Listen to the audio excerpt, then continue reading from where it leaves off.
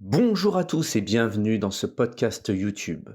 Je suis ravi de vous retrouver aujourd'hui pour aborder un sujet essentiel dans le monde de l'éducation. Comment gérer les élèves perturbateurs?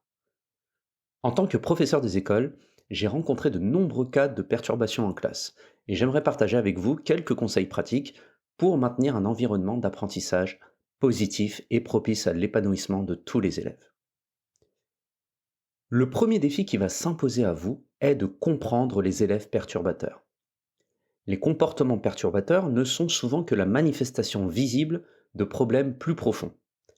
Et il est essentiel de creuser pour découvrir les raisons sous-jacentes. Avant de comprendre les élèves perturbateurs, il est utile de savoir qu'il existe différents types de perturbateurs en classe. Certains élèves peuvent être agités et démonstratifs, tandis que d'autres peuvent être plus passifs-agressifs ou résistants. Il y a aussi ceux qui cherchent simplement à attirer l'attention ou à se sentir puissants en perturbant la classe. L'observation attentive des élèves en classe est un moyen efficace de commencer à comprendre les raisons de leur perturbation. Prenez note des moments où le comportement perturbateur se manifeste, ainsi que des facteurs déclenchants possibles.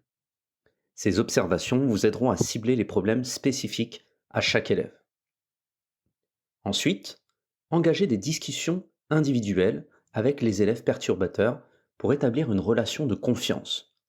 Choisissez un moment calme et propice pour discuter avec l'élève concerné, de préférence en dehors du contexte de la classe. Posez des questions ouvertes pour découvrir ce qui peut causer leur comportement perturbateur. Par exemple, demandez-leur comment ils se sentent à l'école, s'ils rencontrent des difficultés particulières. Un climat de classe positif est un élément clé pour prévenir et gérer les comportements perturbateurs. Lorsque les élèves se sentent en sécurité, respectés et valorisés dans leur environnement d'apprentissage, ils sont plus enclins à s'engager positivement et à adopter des comportements appropriés. Voici quelques petites stratégies pour créer un climat de classe positif. La première étape pour instaurer ce climat positif est de définir des règles claires et cohérentes dès le début de l'année scolaire. Impliquez les élèves dans l'élaboration de ces règles afin qu'ils se sentent investis dans le processus. Assurez-vous que les règles sont simples, compréhensibles et adaptées à l'âge des élèves. Expliquez également les conséquences en cas de non-respect des règles pour que les attentes soient bien claires pour tous. Renforcez la motivation intrinsèque des élèves en valorisant leur réussite et leurs efforts. Célébrez leurs progrès, petits ou grands, en les félicitant verbalement, en affichant leurs travaux bien réalisés ou en les récompensant par des systèmes de points, ça peut encore se faire dans certains cas. Mettez en avant les comportements positifs et le travail assidu pour créer une dynamique positive dans la classe. Enfin, la gestion de classe est un aspect fondamental de l'enseignement, particulièrement lorsqu'il s'agit de gérer les élèves perturbateurs. Voilà quelques petites techniques efficaces pour maintenir un environnement d'apprentissage structuré et respectueux qui réduit les comportements perturbateurs. Le premier, c'est la gestion efficace du temps en classe. C'est essentiel pour maintenir l'engagement des élèves et prévenir les perturbations. Planifiez soigneusement vos leçons en indiquant les objectifs et les activités à accomplir. Tenez-vous-en à votre emploi du temps et assurez-vous que chaque moment est utilisé de manière productive. Évitez, autant que faire se peut, les périodes d'inactivité prolongée qui peuvent favoriser l'apparition de comportements perturbateurs. Il faut également apprendre à gérer les transitions. Les transitions entre les activités peuvent être des moments critiques où les élèves peuvent devenir agités et perturbateurs. Préparez ces moments de transition en fournissant des consignes claires sur ce que les élèves doivent faire. Utilisez par exemple des signaux visuels ou des signaux sonores pour indiquer la fin d'une activité et le début de la suivante.